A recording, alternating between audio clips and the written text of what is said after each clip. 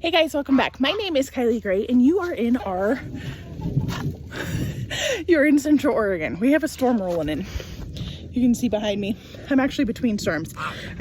This is the new normal for now. It looks like we're finally gonna hit summer weather this weekend. We have 5 days in the 90s, but we've been getting a lot of storms. I'm in my small garden and I'm weeding and working in the pathways. Typically are the worst.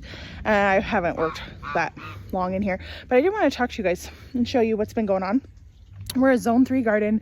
We have a frost risk all year round, so we have a very short season and we have some factors going against us.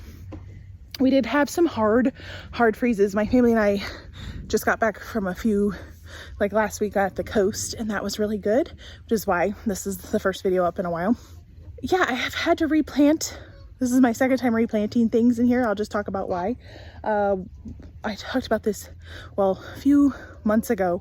Well, a month ago, I had pigs break into the chicken coop and the chickens got in here, and I haven't had any issues since then. We've got everybody on lockdown, but we've had to replant a lot. So things are little, things explode in the month of July.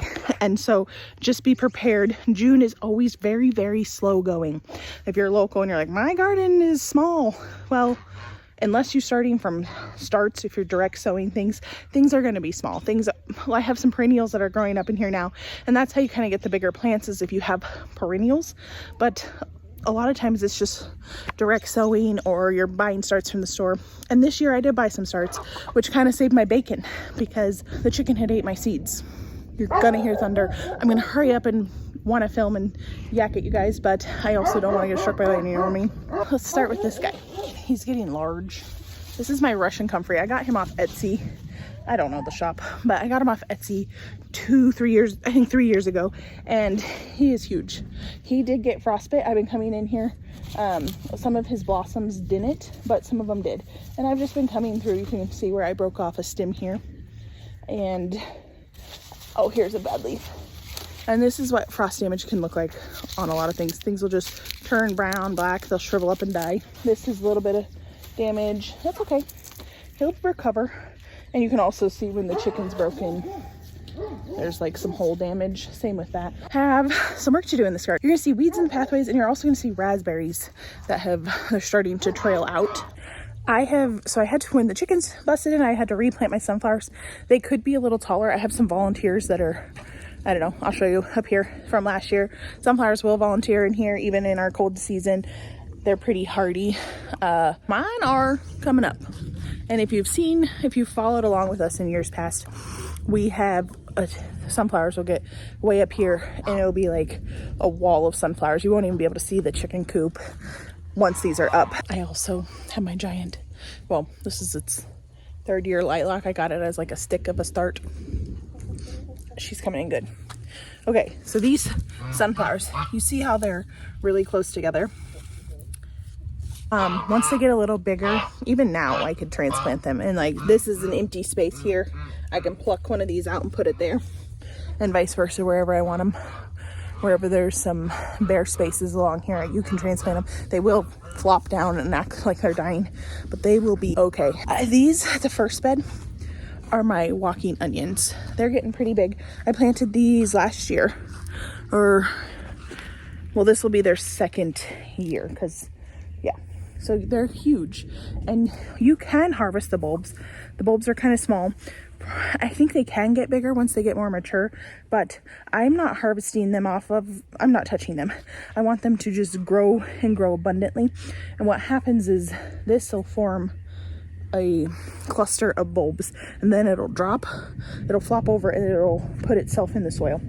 I wanted this bed to be pretty sustainable with perennials of alliums.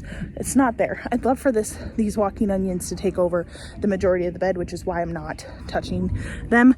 And they're just really cool. You can eat them as well as a green onion, which these ones were definitely big enough to do that this year. I just have onion tops if I wanted to do that. I have regular green onions. I have chives if I wanted to do that. And I did lose some here, and that's okay. We'll have plenty to repopulate, sow this year. Because I direct sowed later, and then had some issues with obviously my seed, I ended up buying some plants, and I have some of my seeds that did germinate, but I'll show you the difference. Azure Standard, which is a wholesale grocery shop, well, they deliver to your town, and they're an Oregon company, which is kind of cool, but they had some starts that were on sale, and I got cauliflower, broccoli, cabbages, and Brussels sprouts. I got a red cabbage, and I got a regular cabbage, and I got a red Brussels sprout and a regular Brussels sprout. But I also, so these, they're having a little bit of transplant shock, which is okay. They'll come back. There's another one.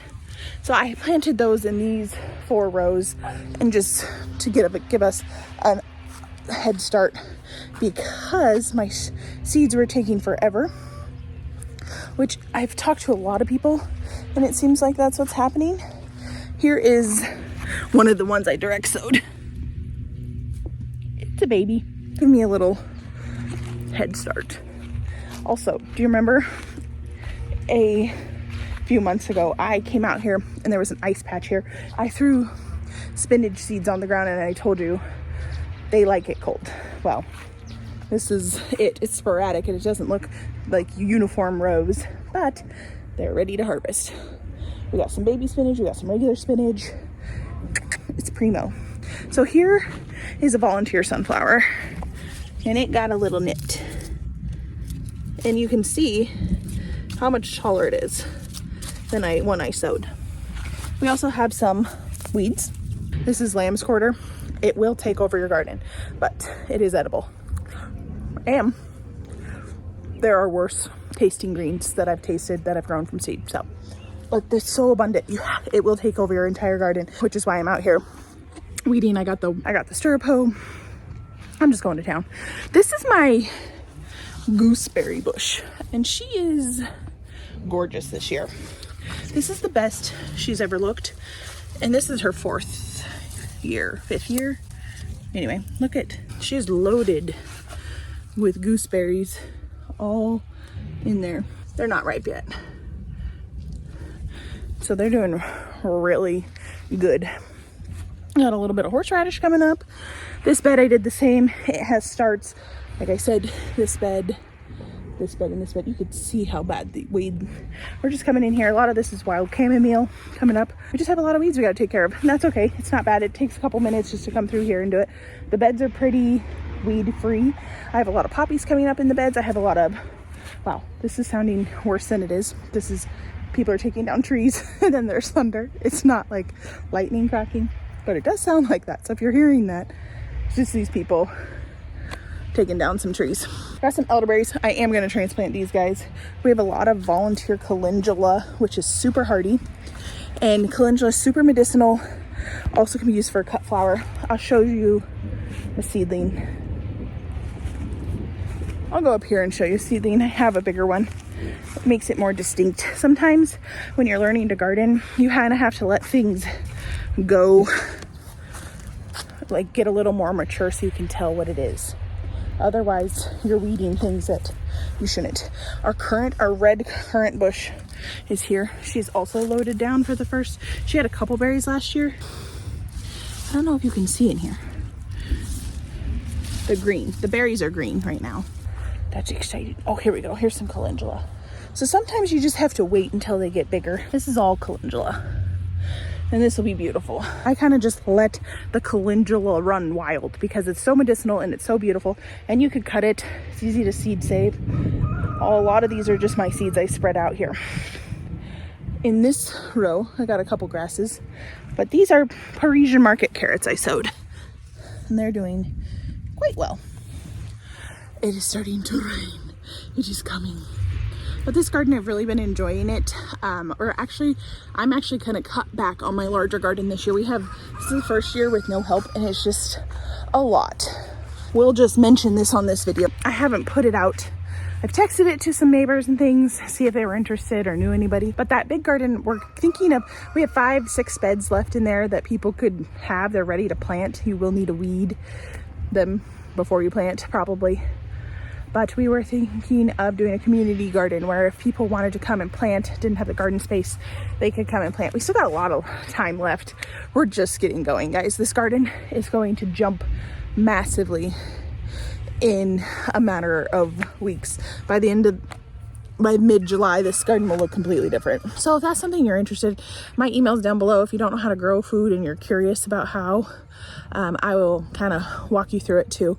It is your responsibility to plant with your own seed, and I handle the watering, but you got to weed and take care of it. There's more things to talk about, but you can email me if you're interested in a little community garden plot before I put it up at the mailbox or something. I wanted to offer it to you guys, my viewers.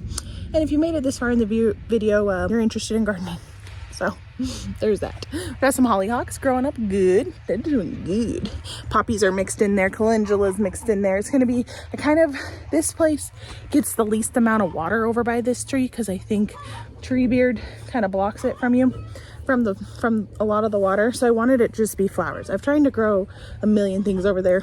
Sunflowers don't do well over here. It's too shady. Raspberries I needed to transplant, just didn't get to it this year, and now it's going to be too hot. So I'll either do it, I'll probably just do it next spring, which is a bummer, but it is what it is. I have some thornless ones. I wanted to transplant some into my high tunnel just to give me a burst. I've been transplanting all sorts of things in there. I put a couple elderberries in there. I have fig tree that's doing pretty good. My little greenhouse I was going to put over there. I haven't decided. Also cleaned out my little greenhouse, so I'll have to show you guys that. That was a disaster. My sister helped me, and I still have all the crap out. I need to either give it away, or it's a giveaway pile or a dump pile, so I need to deal with all that. So there's that. Anyway, it's been busy. We've been working hard. Took a little break, which was good. I also want to tell you, my sister and I are going up to Modern Homesteaders up in Coeur d'Alene, Idaho this week. So that'll be fun. If you're there, say hi. I'd like to see people. I've always wanted to go Homesteaders of America, and with it being in Virginia, it's just a little far of a trek. It'll be fun up in Idaho. There's a really quick what's going on in the garden, because this storm is starting to rain and it's gonna come in. We could use the rain. Hasn't been super rainy all the time, but anyway, I have been it's a lot of garden space. So this is just kind of going back to my thoughts of why we're kind of doing this. Is alone, the large garden is 14,300 feet. The little greenhouse takes up 300 of that feet. This garden's 900 square feet. The high tunnel is 1,700 square feet, somewhere around there. That's a lot of garden space, and I really want to utilize my high tunnel and really take care of it, which is, I've been working in there. And tonight I need to go through and compost. I was worried about the chicken manure. Anyway, this is a different topic for a different day, but I think I need compost in there as well, because the chickens were in there in the winter, but I think I need more. It's just a lot of garden space for one lady. Oh, I think I just saw lightning. A lot of garden space for one lady, and it's just time to see what I can do. If not, we're just gonna have to figure it out next year and go from there. And it's been sucking my joy, and I don't want that. So I feel like this is the right decision. So if you know anybody, or you are somebody who lives in my local area, we're in Lapine, Oregon, email me and I can give you some information. You have freedom to grow what you want outdoors. It's getting crazy, so I'm gonna head in. Thank you guys for following along with me. Also, praise freaking report. Our cat Ping Pong, I told you he'd been missing for 3 weeks. I found a notice at the mailboxes, and somebody had found him in the neighborhood, and they had him. So yeah, praise report. Ping Pong is home, still a little ornery guy, same old. And also, Mia and Suki are out grazing, and today is Mia's 5th birthday. Hey mama, you gonna come say hello to the crowd? Yeah, happy birthday, sweet girl. 5 years old. Thanks so much for following along, and I'll see you in my next video. Bye guys.